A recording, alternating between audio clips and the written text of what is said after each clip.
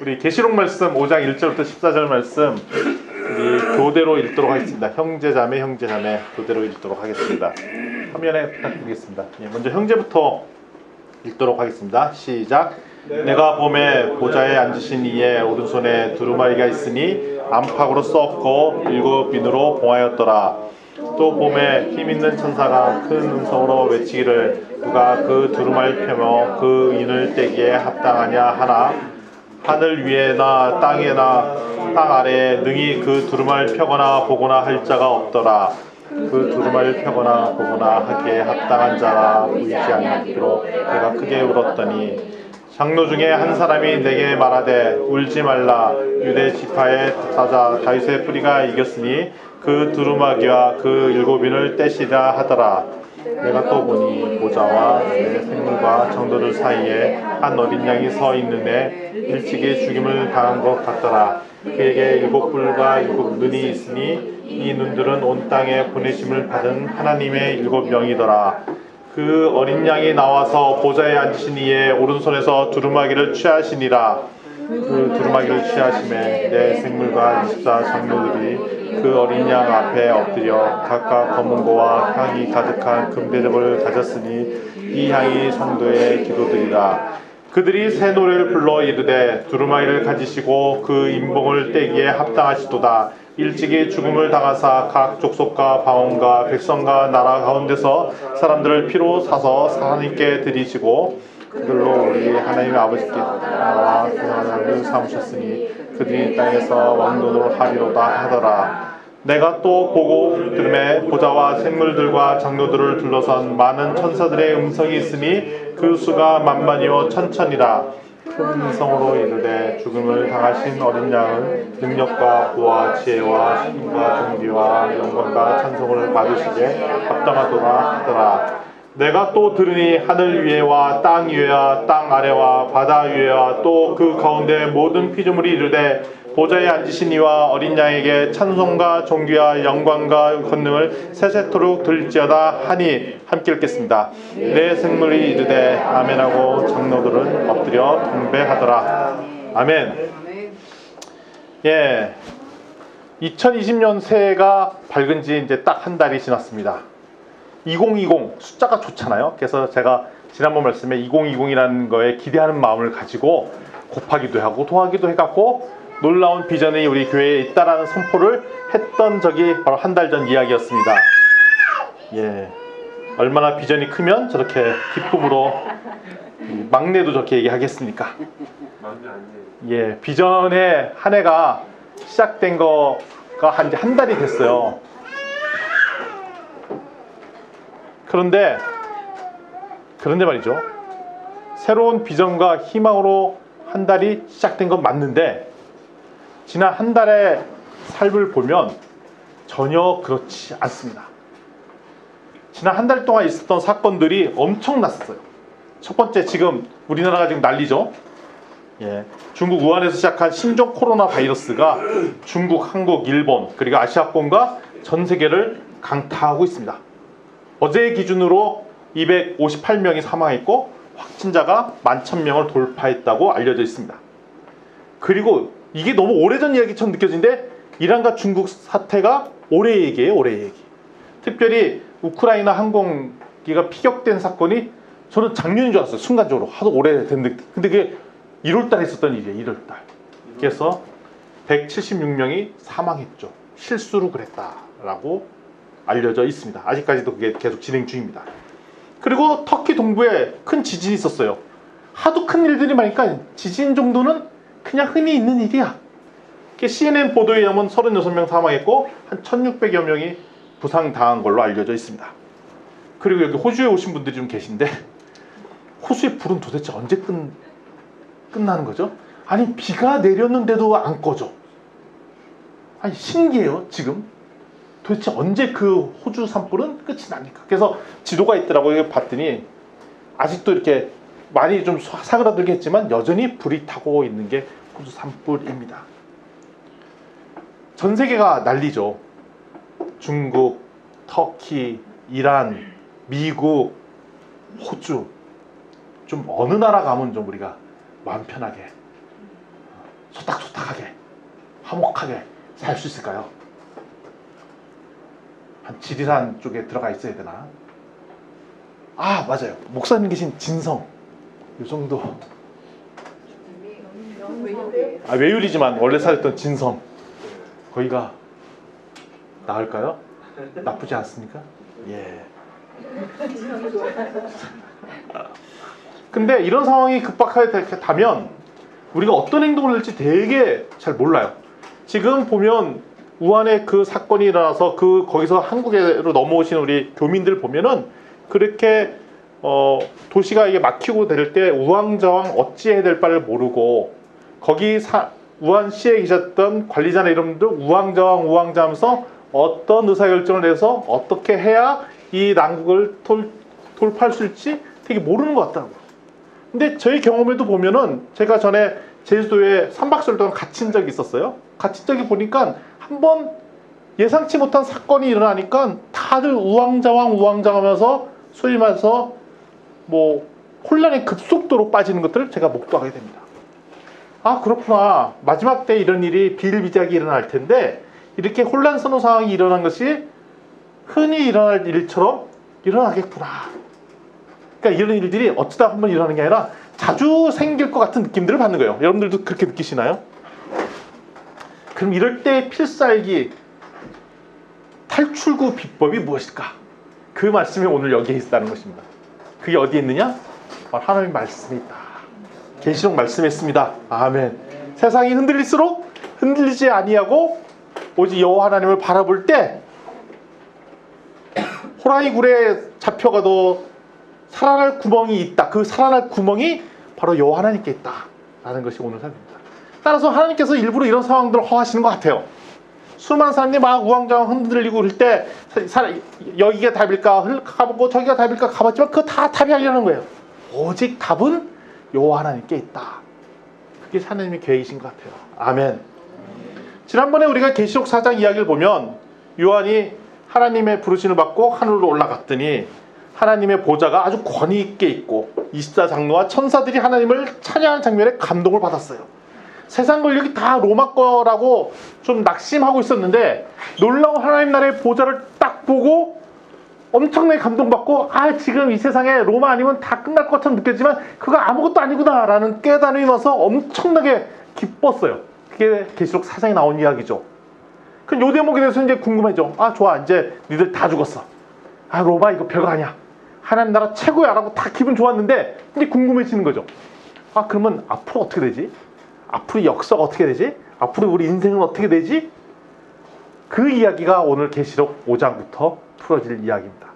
오늘 볼 계시록 5장 이야기는 거의 고대에 있었던 임금, 황제의 대관식 장면과 유사한 장면이에요. 오늘 그런 장면들이 펼쳐집니다. 첫 번째, 오늘 1절 말씀에 두루마리가 나옵니다. 두루마리 아시죠? 그 봉 두 개에다가 그 헝겊 같은 걸 딱 이렇게 말려서 둘둘 말고 거기다가 이제 글씨 써져 있는 게 두루마기입니다. 근데 두루마기에 보니까 안팎으로 글씨가 쓰여져 있다. 근데 그 글씨가 뭐냐? 하나님 나라의 구속 계획이 적혀 있습니다. 창조가 시작되고 종말은 모르겠는데 이 종말에 대한 앞으로 플랜들이 거기에 적혀져 있습니다. 그리고 마지막 때까지의 계획들이 거기에 적혀져 있어요. 따라서 앞으로 있을 계시록 6장 이후에 수많은 심판, 환란 이거에 대한 계획들, 하나님의 계획이 담겨져 있습니다. 그 두루마기에. 엄청나게 궁금하죠? 그래서 아무나 그걸 못 보게 하려고 인봉으로 인을 박았어요. 인이 뭔지 아시죠? 이렇게 못 열어보도록 거기 봉인 딱 하면 도장 찍고 봉인하고 근데 그게 몇 개나 박혔어요? 7개 딱딱딱 박혔어요. 아무도 열어보지 못하게. 그리고 열 수 있는 사람이 아무도 없더라고 선포를 하죠. 근데 이 두루마기가 누가 갖고 있는가 봤더니 하나님 앉아있는 보좌의 오른손, 하나님의 오른손으로 그 두루마기를 꽉 붙잡고 있어요. 그러니까 하나님이 이걸 딱 잡고 계신 거예요. 그러니까 미래의 플랜, 구속의 계획, 창조와 종말의 모든 계획은 누가 꽉 붙잡고 계시다고요? 하나님의 오른손에 두루마기로 꽉 붙잡아 있는 거기에 적혀 있더라는 것입니다. 따라서 매우 중요한 거죠, 앞으로 인생. 그러니까 모든 인류 역사가 앞으로 인류 역사가 어떻게 흘러갈 것인가 그것을 아는 것은 되게 중요해요. 공기를 읽지 않으니까 일반 사람들은 궁금하겠죠. 도대체 여기 뭐라고 적혀 있는 거야? 아, 거기다 알면 내가 할 텐데. 우리 가끔가다 이런 상상해 볼 수 있지 않으세요? 아, 내가 한 10년 전으로 잠깐 갔다 왔으면 좋겠다. 더도 말고 덜도 말고 1시간만 갔다 왔으면 좋겠다. 이런 적 없어요? 예. 저는 한 10년 전에 가서 딱 누가 그러다가 갔다 오면 뭘 할 거냐? 신문 하나 사오겠대. 신문 사오면 거기 뭐가 있는지 아시죠? 거기 금융란에 보면은 복권이요? 아, 주식이 다 적혀있다. 주식이. 아, 10년 전이 아니구나. 10년 미래로 갔다 와야 되는 거야. 아, 10년 전으로 가면 안 되지. 10년 과거 다 아니까 10년 미래로 갔다 오면은 벌써 뭘 사와? 신문을 사와. 신문을. 신문 사갖고 그러면 어디에 땅이 올랐는지 아닌지도 좀 알고, 그다음에 주식이 뭐가 올랐고, 쪽박 찾고 이런 거 다 알고, 그거 한 장만 사오면 끝나. 끝. 이러겠죠. 잠시 갔다 오는 것도 우리 얄팍한 잔머리로 그런 걸 생각하는데, 도대체 인류가 어떻게 흘러갈 것인지 것은 모든 사람이 다 궁금해하는 것입니다. 미래를 모르니까 우리가 불안하죠. 궁금한 거죠.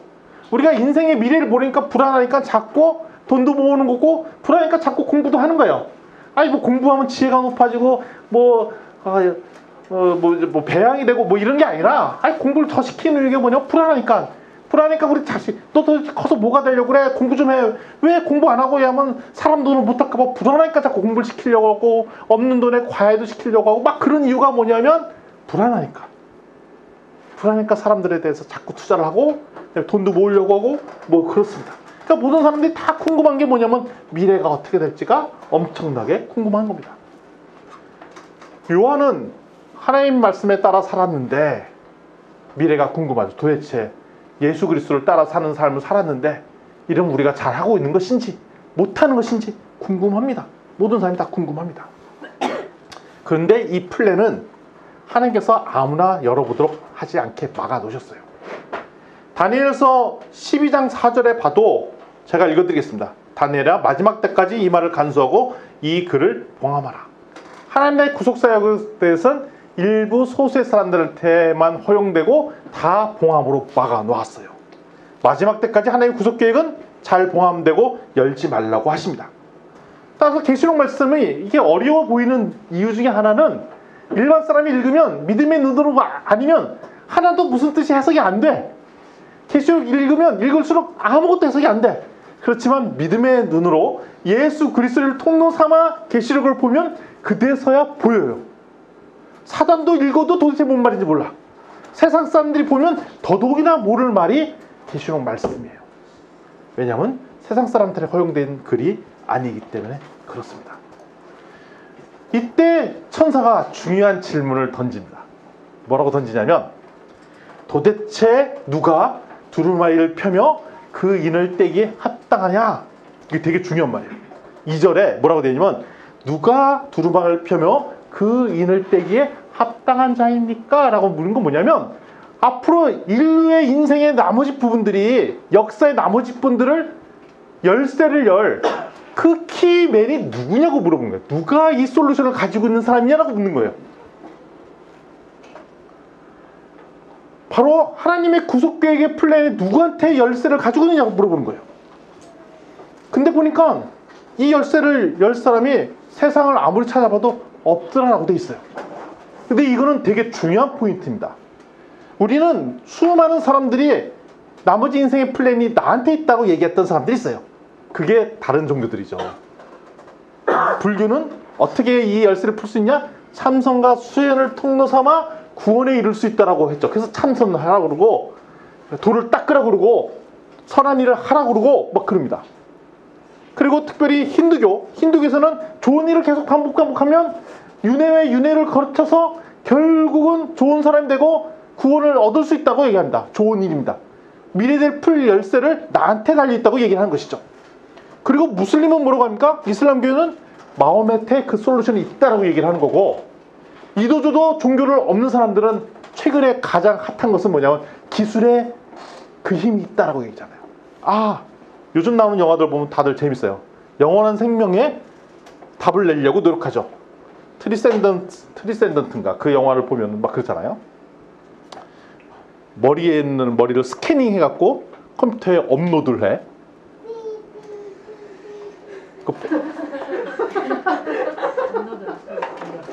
제가 전문 용어를 썼군요. 머리를 스캔해서 올려. 그럼 작동을 해. 그럼 그게 거의 나와 같아. 나는 죽었는데 얘가 작동해서 박상의 역할들을 막 해. 그런 영화. 뭐 기타 등 수많은 영화들이 미래에 대한 플랜들을 잡으려고 그러고, 지금 우리 기술로 안 되니까 어떻게? 아픈 사람들이 죽기 전에 어떻게 합니까? 나를 잠시 냉동인간 해놨다가 모든 답이 해결될 때 나를 꺼내줘. 그런 다음에 나를 영원한 생명을 갖게 해줘. 뭐 그런 얘기를 하죠. 그래서 어떻게 죽기 전에 피를 뽑고 거기다 다른 냉각수가 아니라 그게 뭐야? 부동액 그 혈관에 넣어놓고 뭐 이렇게 하죠. 나중에 몇백 년 뒤에 나를 꺼내달라는 것입니다. 그리고 한때 우리나라의 황우석 박사가 엄청나게 인기였었어요. 줄기세포를 이용해서 수많은 우리의 불치병들을 고칠 수 있다고 믿었죠. 그래서 수많은 지금 나오는 AI, 4차 산업혁명 이런 것들도 뭐냐면 결국 우리 과학기술 문명이 우리를 구원해 줄 것이다. 그다음에 역사의 대안일 것이다 라고 얘기를 하는 것이죠. 그런데 오늘 성경에 뭐가 하냐면 세상에서 나온 것들 중에 이 마지막 열쇠를 풀 수 있는 것은 아무것도 없다라는 고백입니다. 지금 우리가 따르고 있는 기술, 과학기술, 문명, 수많은 다른 종교들 다 답이 아니다라고 선포하고 있습니다. 따라서 세상에 어느 것도 이 두루마기를 열 수 있는 자격을 가진 사람이나 방법은 아무것도 없습니다. 여기에 우리의 믿음이 시작하는 거예요. 그래서 이걸 보고 요한은 답답해졌어요. 그래서 좌절해서 애통해서 울 수밖에 없어요. 펑펑 막 웁니다. 아유, 그 세상에 구원은 도대체 뭐가 있는 것입니까? 찔찔찔 짜고 울고 난리가 났습니다. 그게 4절 이야기예요. 기본적으로 요한은 이런 세상에 답이 없을 때 답답함을 느끼고 애통할 수 있는 그런 마음을 가지고 있어요. 애통하는 마음. 세상에 대해서 애통하는 마음을 갖는 것. 이게 우리 그리스도인의 첫 번째 덕목 중에 하나인 거예요. 세상에 대해서 애통해하는 마음을 갖는 것. 세상에 수많은 신음소리가 나죠. 지금 한 달만 해도 엄청난 일이 있었잖아요. 중국, 우한, 또 우리 대한민국, 그 다음에 이란, 우크라이나, 터키, 호주, 수많은 사람들의 울부짖음과 가슴 아픔들이 있었어요. 근데 우리는 크리스찬이고 세상의 답을 알고 있다고 해서 그거 뭐 구원받으면 다 괜찮아 라고 그냥 퉁쳐서 넘어오는 게 아니라 기본적인 우리 자세는 뭐냐면 이런 세상 사람들이 고통받고 아파하고 하는 거에 우리 어떤 마음을 가져야 되냐? 애통하는 마음을 가져야 돼요. 애통하는 거. 가슴 아파하는 것. 요한이 그런 마음을 가졌어요. 애통해 하는 것. 우리는 너무 쉽게 답을 막 내려고 그러죠. 같이 슬퍼하는 거에 뭐 슬퍼하지 마. 심지어 장례식장 가서도 슬퍼하지 마. 슬픈 거에 왜 슬프죠? 슬퍼해야죠 같이. 왜 이런 얼마나 고통스러울까라고 안아주는 마음. 이게 공감 능력이죠. 이런 것이 첫 번째 우리에게 필요한 자세입니다. 세상에 대해서 아파하는 것. 세상에 대해서 얼마나 힘들할까 같이 그 마음이 되어주는 것. 바로 사도 요한은 이런 마음을 갖고 있었어요. 이런 자에게 하나님께서 여러 가지 능력을 부어주십니다. 그러면 이 두루마기인을 뗄 자가 누구인지 궁금하잖아요. 그때 장로 한 명, 이 5절에 성경의 예언대로 누가 이걸 뗄 것이냐 알려줍니다.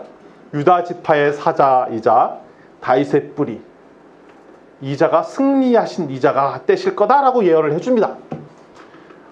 이 대목은 유대인이 하면 너무나도 쉽게 아는 대목들이에요.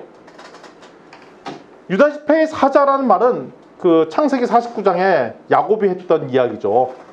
메시아가 유다 지파의 사자로 나올 것이라고 예언이 됐었어요. 그리고 다윗의 이새의 뿌리, 이사야서 얘기죠. 이사야서 예언이 뭐냐면 다윗의, 그러니까 유대 지파 중에 특별히 다윗의 후손 중에 메시아가 나올 거라고 예언을 했었어요.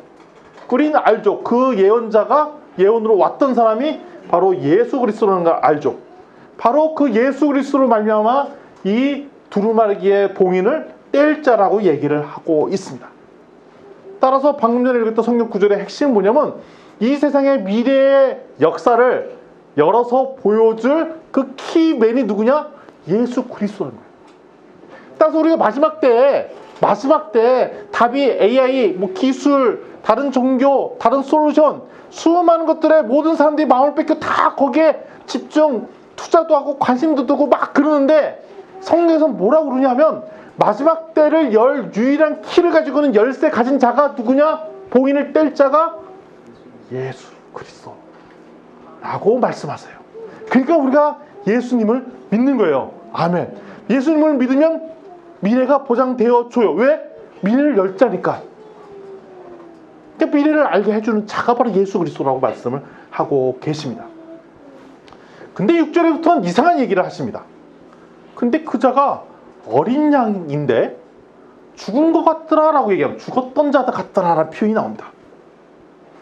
그게 뭐냐면 제사물로 바쳐졌던 흔적이 있는 거죠. 그러니까 어린 양인데 그냥 예사로운 어린 양이 아니라 제사물로 벌써 바쳐졌던 흔적이 남아있는 어린 양이라는 거죠. 이 대목에 대해서는 누가 하면 유대인들은 다 알아요.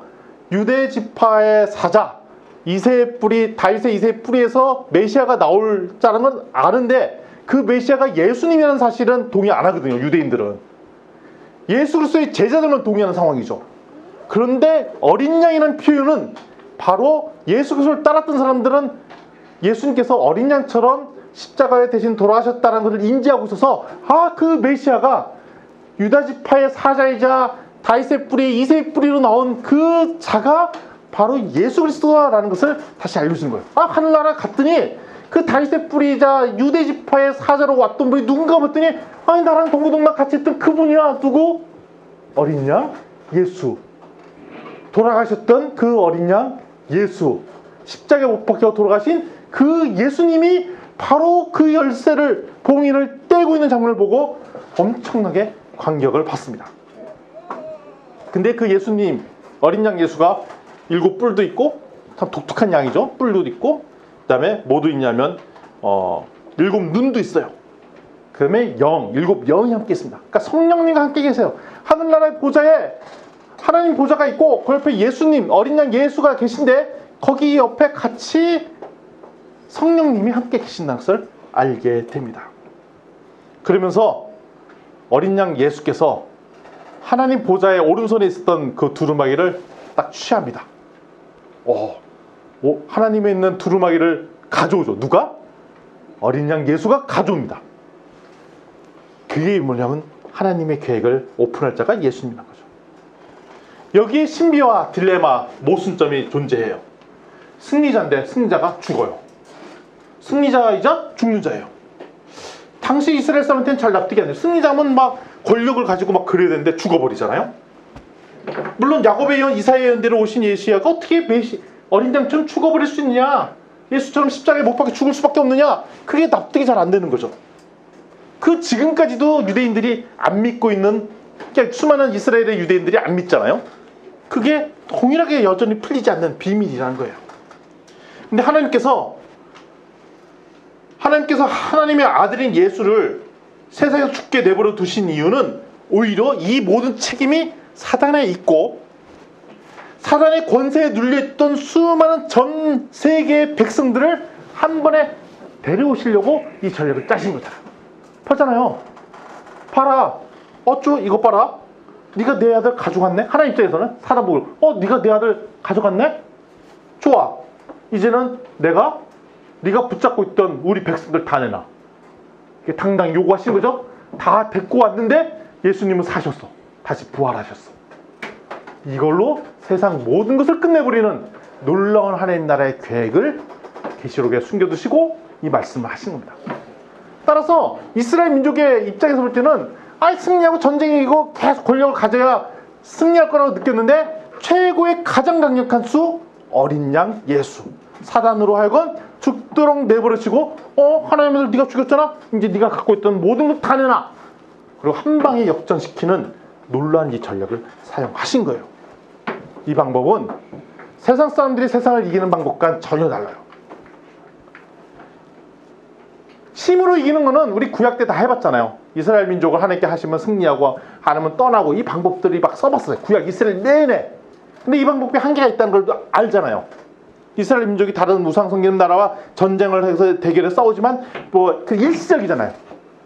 전 세계를 다 아우를 수 있는 방법도 아니고 근본적인 해결 방식이 아니라는 거죠. 하나님께서 준비하신 방법이 파이널 솔루션 뭐라고요? 뭐라고요? 예수 그리스도 어린 양으로 죽게 내버려 두시고 그리고 죽은 것을 허용하시고 한 번의 일을 되살리시는 이 전략을 쓰셨어요. 이거는 세상 사람들이 이해가 안 돼요. 누구만 이해가 되냐? 우리 같이 하나님 나라에 믿음이 있는 사람만 이해가 되고 이 이야기를 들려줘도 안 믿어요. 믿음이 없으면 아무도 이야기를 믿지 않고 그리고 예수 그리스도를 믿지 않는 사람이 계시록을 보면 이해가 안 돼요. 그래서 지금도 해석이 안 되는 거죠. 누가 보면? 세상 사람들이 보면. 그래서 우리가 특별히 이 계시록을 읽고 우리 계시록을 해석할 그런 권세와 영광이 우리한테 있는 거예요. 아멘. 지금 제가 얘기하는 게 전혀 어렵지 않잖아요. 그 이유는 간단해요. 여러분들이 예수 그리스도를 믿었기 때문에 그래요. 그리고 해석이 되시는 거예요. 아멘.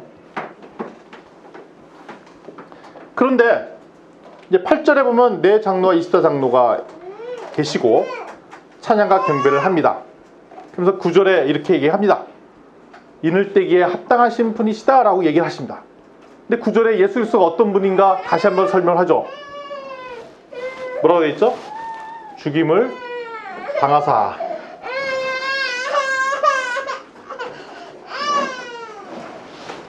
죽임을 당하사 거기에 보면 족속과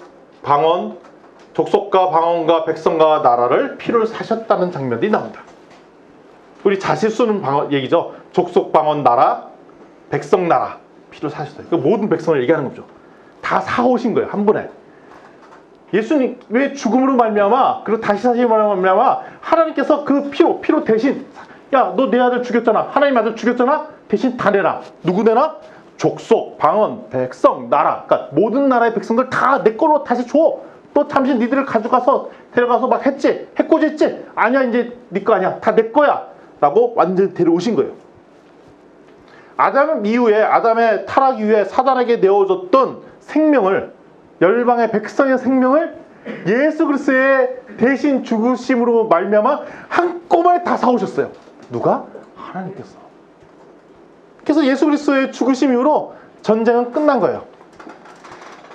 예, 자잘한 전투만 남아있는 거지. 그 자잘한 전투가 좀 길게 하는 거예요. 얼마 동안? 한 2000년 동안. 좀 기네. 근데 뭐 하나님 나라, 하나님 입장에서 볼 때는 뭐 그 정도의 역사는 별로 길지가 않습니다. 어린 양의 죽음으로 승리했다는 것은 바로 우리 교회에 주는 상징이기도 해요. 우리 교회가 나갈 방향이기도 합니다. 그러니까 교회가 오히려 힘을 가질 때 세상의 교회의 본질을 잃어버려요. 반대로. 교회는 힘을 가지면 가질수록 본질을 잃어버릴 수밖에 없어요. 근데 어린 양 예수는 힘을 오히려 안 갖겠다고 했잖아요. 그러니까 세상을 이기는 힘이 들어갔어요. 교회도 마찬가지라는 겁니다. 세상을 이길 힘을 예수님은 가졌음에도 불구하고 그걸 사용하지 않으셨어요. 오히려 과감의 힘으로 세상을 정복한 것이 아니라 십자가의 죽음으로 세상을 정복하셨습니다. 아멘. 따라서 교회가 세상을 정복할 수 있는 유일한 길은 십자가의 사랑으로 이 세상에서 죽는 것, 헌신하는 것. 그러면 역설적으로 이 세상을 정복해요. 우리 과거 역사에 우리 카톨릭이 세상을 정복하려고 막 한 적 있잖아요. 영국, 프랑스 이런 데 힘을 얻었고 세상을 정복하려고 했는데 정복되지 않았어요. 방법이 틀린 거라는 거예요. 교회가 권력을 가지면 힘을 가지면 오히려 세상을 정복할 것 같이 보이지만 절대로 그렇지 않아요. 그래서 우리가 세상을 바꾸기 위해서 기독교인이 힘을 더 가져야 됩니다. 권력화해야 됩니다. 뭐 이런 거 진짜 위험한 말씀 중에 하나예요. 하나님 썼던 방법이 아니에요. 오히려 더 가감하게 죽어버리고 십자가 정신으로 무너지고 더 헌신하고 그래야 반대로 세상이 정복이 돼요. 근데 여전히 우리는 세상의 방법에 노출되어 있는 거죠. 따라서 어린 양 예수는 세상의 힘을 이길 능력을 가졌음에도 불구하고 세상을 힘으로 정복하신 게 아니라 십자가의 죽음으로 세상을 정복하셨습니다. 아멘. 그래서 이걸 영접한 우리들을 어떻게 했냐? 10절에 보면 우리를 왕과 제사장으로 삼으셨습니다. 우리는 세상을 다스리는 왕입니다. 우리는 또한 제사장입니다. 하나님과 어린 양 예수를 찬양과 경배로 올려드린 제사장이에요. 그러니까 우리는 두 가지 역할인 거죠. 하나는 왕으로서 세상을 다스리는 것, 또 하나의 역할은 하나님과 어린 양 예수, 보좌에 앉으신 하나님과 어린 양 예수를 경배와 찬양으로 올려드리는 제사장 역할을 하는 것. 이 딱 두 가지예요. 이게 10절에 나온 얘기입니다. 이것은 예수 그리스도의 죽으심으로 우리 피를 사셨기 때문에, 우리를 구원하셨기 때문에 가능해진 거예요. 그래서 따라서 우리가 예수님을 나의 구세주로 영접합니다 고백을 하는 순간 우리는 왕의 권세와 제사장의 권세를 가진 것입니다. 대단하죠. 그러니까 여기에는 수많은 왕님과 제사장님들이 계신 거예요. 우리 어린 친구, 우리 어르신 다 우습게 보시면 안 됩니다. 여기 다 왕이세요. 선우 왕님, 왕이세요. 왕님이세요. 어이, 준원 왕님, 예, 왕님이세요. 아, 이거 좀 느낌, 어감이 좀 이상하네요. 예, 왕이자 제사장이신 분이세요. 예. 아, 예, 왕이세요. 예, 해달라고 그러십니다. 따라서 우리는 세상에서 왕도로 타셔야 됩니다. 그리고 그 권세는 세상에서 준 것이 아니라 보좌에 앉으신 하나님과 어린 양 예수로부터 온 것인 것을 우리가 명확하게 이해하셔야 됩니다. 말씀드렸듯이 세상에서 왕노릇을 한 것은 세상을 힘과 권력을 다스리면서 나온 것이 아니라 교회가 십자가로 돌아가고 사랑과 희생과 헌신으로 무장할 때 역설적으로 세상을 다스릴 왕이자 힘이 나오고, 그리고 이 세상은 우리한테 무릎 꿇을 수밖에 없다는 것입니다. 되게 역설적이죠. 성경 우리 한 말씀 다시 한번 좀 읽어봤으면 좋겠습니다. 계시록 5장 11절부터 13절 말씀인데요. 한 번만 다시 띄워주세요. 한 목소리로 한번 읽어보도록 하겠습니다. 시작. 내가 또 보고 들음에 보좌와 생명과 하늘로 들어서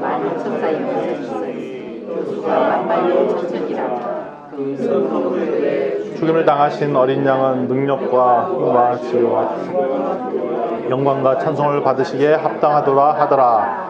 내가 또 들으니 하늘 위에 땅 위에서와 땅 아래와 바다 위에서와 또 그 가운데 모든 피조물이 이르되 보좌에 앉으신 이와 어린 양에게 찬송과 존귀와 권능을 세세토록 돌릴지어다 하니. 아멘. 방금 이 구조를 왜 보자고 했냐면 이게 천국의 모습이에요. 천국 가면 벌어질 상황이 바로 이 상황이라는 거죠. 이거는 뭐랑 똑같냐? 저 뒤에 계시록 21장과 22장 거의 끝이거든요. 거기랑 장면이 거의 유사해요. 그래서 계시록 4장 5장 지난번에 봤던 그 본문과 요번에 이 본문을 보시면 계시록 21장과 22장 묘수가 거의 똑같고, 천국의 모습이 어때요? 라고 설명할 때 계시록 4장 5장 읽어보시고 계시록 21장 22장 읽어보시면 천국의 모습이 이렇습니다 라고 얘기해 줄 수가 있습니다. 첫 번째, 천국은 24시간 예배가 드려집니다. 이런 얘기 우리 농담 삼아 하잖아요. 예배가 천국이야. 항상 24시간 예배가 들어줘. 그러면 우리 애들이 장난삼아, 그러면 저 천국 안 갈 거예요. 아유, 지금 뭐 우리 1시간 교회에서 예배 드리는 것도 힘들어 죽겠는데 24시간 내내 예배 드린다고요? 저는 그런 천국은 좀 부담이거든요. 뭐 이런 얘기를 하잖아요. 충분히 이해가 됩니다. 예, 무슨 말인지. 혹시 이런 경험 해보신 적 없어요? 캠프나 수련회 가서 예배드리는 너무 감동스럽게 예배드렸던 경험이 있으세요? 너무 은혜가 돼갖고 막 눈물이 아르르 갚히고 내 속에 있던 여러 가지 아픔, 억울함 이런 것이 그냥 쑥 내려가는 것 같고, 하나님께서 너무나 영적인 감동을 주셔서 그냥 나라만 갈 것 같고, 미워 보였던 사람들이 다 사랑스러워져 보이고 그냥 평생 뭐 이루고 싶다라는 생각이 들 정도로 그 소위 말하는 그런 영적인 그런 희열 느꼈던 경험들이 있으신 분들이 계시죠? 네. 있으신 거예요. 있죠. 있으시잖아요. 근데 문제는 그게 수련회 끝나거나 캠프 끝나면 다 날아가고, 그러다가 집안에 와서 이제 부모님과 한판하고 그러면은 다 까먹고 뭐 이런 특징이 있잖아요. 그리고 중간에 이제 캠프에서 왔다 갔다 하다가 중간에 또 누구랑 말싸움이나 하면 은혜 받았던 거 다 까먹고 뭐 이러잖아요. 그렇죠. 그래서 여기서 드리는 예배가 한계가 있다는 거예요. 그러면 천국에 드리는 예배가 뭐가 다르냐? 아까 그 최고의 좋았던 그 순간, 그 너무 기쁘잖아요. 그때 그 순간. 근데 그거가 좀 지속되면 팔도 쑤시고 다리도 쑤셔갖고 팔도 올렸다가 힘들고 그래갖고 아 이거 빨리 언제 끝나나 이래야 되는데, 천국에 가면 그 가장 기뻤던 그 순간이 영원히 지속된다는 거예요. 그래서 천국이 좋다는 거예요.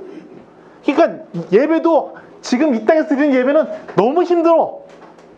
좀 드리면 배도 고프고 좀 있으면 피곤하고 아 졸려 죽겠는데 무슨 24시간이야 뭐 피곤한데 뭐 이러고. 근데 천국 가면 그런 여러 가지 육체적인 어려움, 한계, 그다음에 잡념 이런 것이 없고 오직 하나님만 기뻐드리고 내 속이 시원하고 감동과 그 물결이, 그 기쁨이 언제까지? 영원히. 그래서 여러분께서 천국에 대한 소망이 덜 있는 것 중에 하나가 그런 것들을 상상해 본 적이 없기 때문에 그래요. 그럼 뭘 상상해 보면 좋으냐? 내가 예배드려서 너무 감동스러워 그 순간이 얼마큼 된다? 영원히 지속된다는 거예요. 내 육체적인 한계, 그 다음에 여러 개 마음의 여러 개 분산함 이런 것들 다 뛰어넘고, 여러분들이 세상에 있어서 그래서 여러분들께서 빨리 이 세상보다는 하나님 나라의 천국을 소망해야 될 이유가 바로 여기에 있는 거예요. 우리 여기 예배드릴 때 신경 쓰는 게 많잖아요. 뭐 마이크도 신경 써야 되고, 아 왜 이렇게 반주라는 게 세션은 안 맞아, 뭐 쟤는 왜 딴짓해, 뭐 집중은 왜 안 해, 뭐 여러 가지 막 신경 써야 될 게 많아요.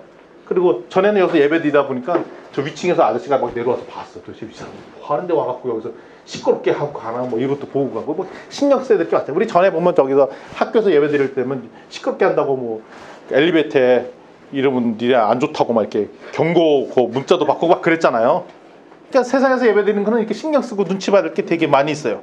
그렇지만 하나님 나라 천국 가서는 이런 거 하나도 없이 오직 하나님께만 예배드릴 수 있다. 할렐루야. 우리 좌우지들에게 권면합시다. 천국을 소망합시다. 천국 예배를 소망합시다. 예배를 소망합시다. 아멘, 아멘, 아멘. 12절. 그러면서 예수님을 찬양하죠. 뭐라고 찬양? 능력과 부와 지혜와 힘과 존귀와 영광과 찬송을 받으시겠다. 그러니까 모든 것을 다 합쳐서 오직 찬송의 대상이 누구냐? 예수 그리스도임을 바라보고 있어요. 아멘. 그러면서 방금 읽었던 그 성경 분위기 11절, 12절, 13절에 그 예배의 최고조로 올라갑니다. 13절에 내가 또 들으니 하늘 위에서와 땅 위에서와 땅 아래와 바다 위에 그 가운데 모든 피조물들이 보좌에 앉으신 하나님과 어린 양 예수를 찬양하죠. 이게는 뭐냐면 모든 만물이, 피조물도, 나무들도, 모든 피조물인 건 나무, 새 이런 데까지 다 누굴 올려드리냐?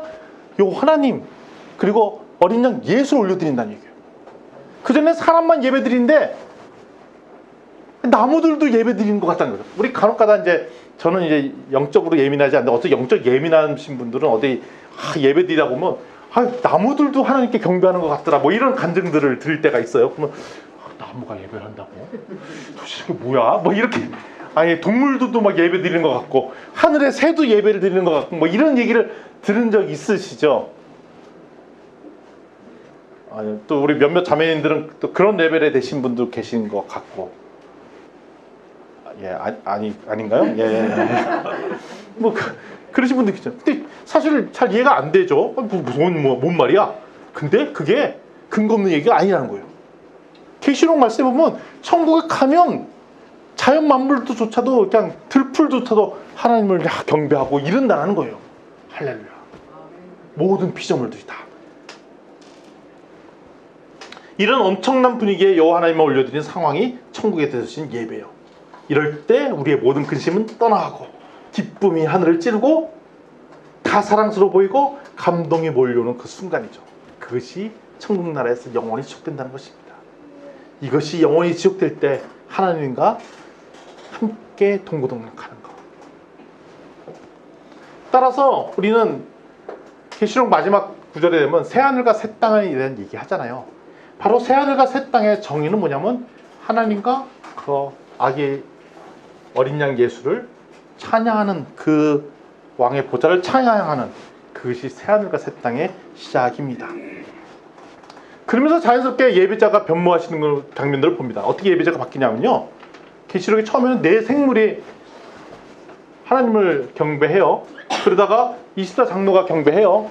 그러다가 네 생물과 24장로가 같이 경배해요. 그리고 방금 읽었던 본문에는 천천만만이라는 것은 뭐냐면 셀 수도 없는 엄청 많은 숫자 사람들이 경배해요. 교회와 성도들이 경배해요. 그러다가 더 업그레이드가 돼서 이제는 모든 피조물, 하늘, 땅 아래 모든 피조물들이 경배하는 거죠. 이것은 한 사람으로 시작됐어요. 아담으로 시작했는데 아담이 노아, 아브라함, 이삭, 그다음에 이스라엘 민족. 그 뒤에 예수 그리스도 오셨어요. 예수 그리스도가 12제자를 이어서 모든 족속과 방언과 백성과 나라로 확장됐죠.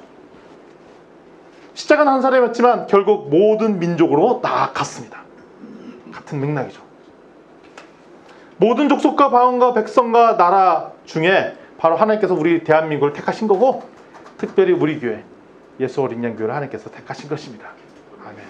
우리는 되게 작은 교회처럼 보이지만 오늘 보니까 대형 교회처럼 이렇게 보인다고 그러잖아요. 엄청나게 큰 교회인 거예요. 우리 보좌에 계신 하나님과 어린 양 예수만을 찬양과 경배하는 우리 교회가 되었으면 좋겠습니다.